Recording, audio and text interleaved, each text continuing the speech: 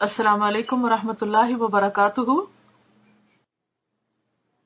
نحمده ونصلی علی رسولہ الکریم، اما بعد فاعوذ باللہ من الشیطان الرجیم، بسم اللہ الرحمن الرحیم، رب اشرح لی صدری ویسر لی امری واحلل عقدۃ من لسانی یفقہوا قولی۔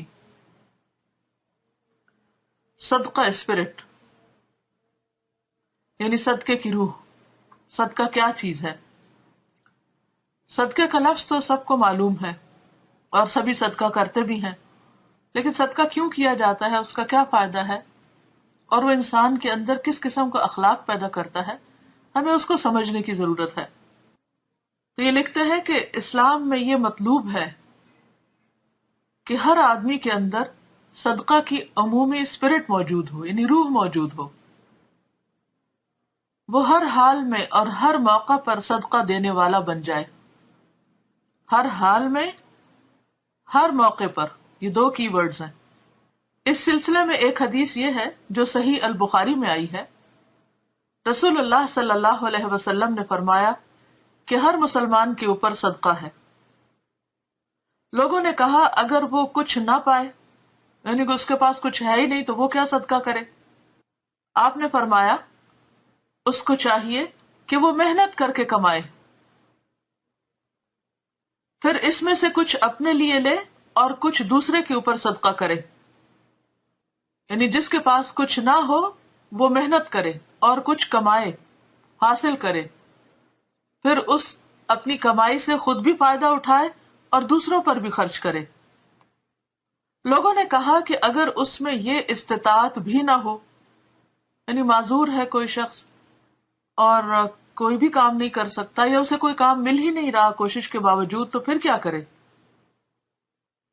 آپ نے فرمایا کہ وہ ضرورت مند کی خدمت کرے، یعنی کسی کے بھی کام آئے، کہیں والنٹیئر کرے۔ لوگوں نے کہا اگر وہ ایسا بھی نہ کر سکے، مثلاً یہ کہ کوئی خاتون خانہ ہے، اپنے گھر میں بچوں کے ساتھ مشغول ہے، باہر نہیں نکل سکتی، ڈرائیونگ نہیں آتی، اجنبی ملک ہے، اجنبی جگہ ہے، کہیں کچھ کرنے کا نہیں، آپ نے فرمایا کہ اس کو چاہیے کہ وہ خیر کی نصیحت کرے۔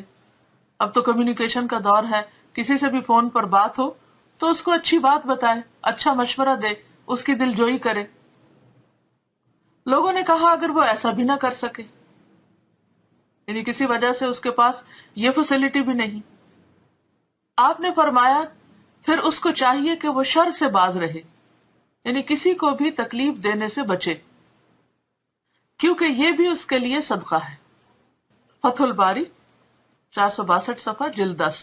تو اس سے پتہ یہ چلتا ہے کہ صدقہ ایک وقتی عمل نہیں، یعنی ایسا نہیں کہ ٹائملی کوئی آپ کہیں تھوڑا بہت کسی کو دے دیں اور اس کے بعد ختم بات، بلکہ وہ ایک عمومی اسپرٹ ہے۔ جب ایک آدمی کے اندر صدقے کی یہ اسپرٹ پیدا ہو جائے تو اس کا اظہار ہر وقت ہوتا رہے گا۔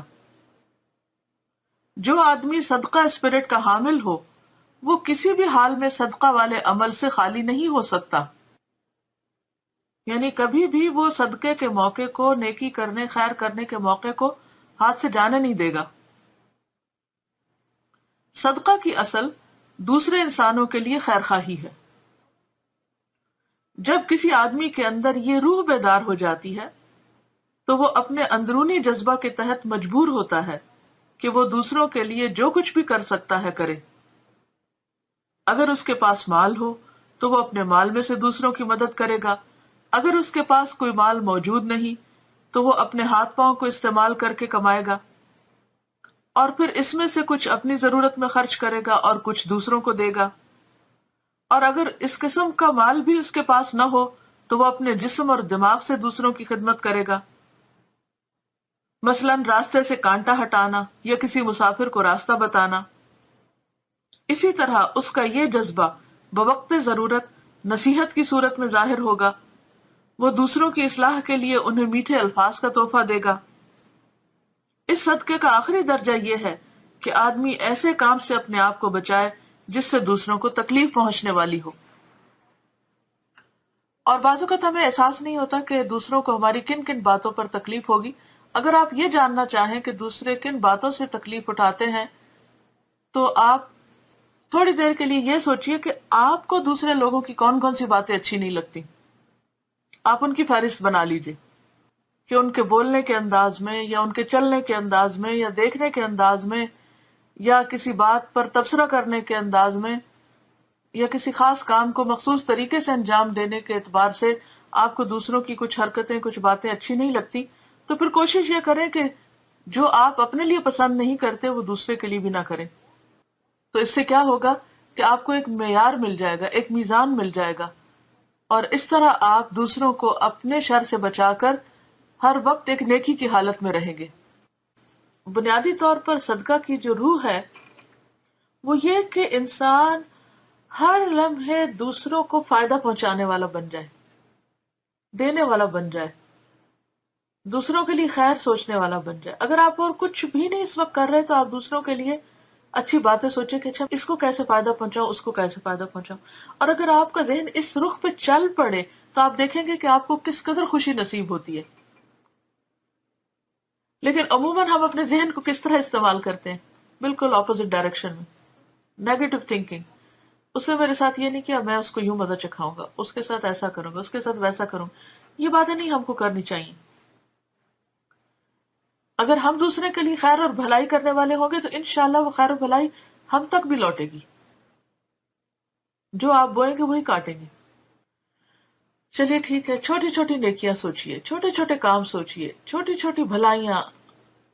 سب سے پہلے اپنی سوچ میں خوبصورتی لائیے، پھر اپنی گفتگو میں لائیے، پھر اپنے رویے میں لائیے، پھر اپنی چال ڈھال میں لائیے. آپ دوسروں کے لیے ہر موقع اور ہر وقت خوشیاں بکھیرنے والے بن جائیں تو انشاءاللہ آپ دیکھیں گے کہ آپ بہت کچھ کرنے کے قابل ہو جائیں گے. جو چھوٹے کام پہ راضی ہو جاتا ہے اللہ تعالیٰ اس کو بڑی نیکیوں کا بھی موقع دے دیتے ہیں، پھر راستے کھلتے چلے جاتے ہیں. تو اللہ تعالیٰ سے دعا ہے کہ اللہ تعالیٰ ہمیں عمل کرنے والا بنائے. اوکے، جزاکم اللہ خیرن. السلام علیکم ورحمۃ اللہ وبرکاتہ.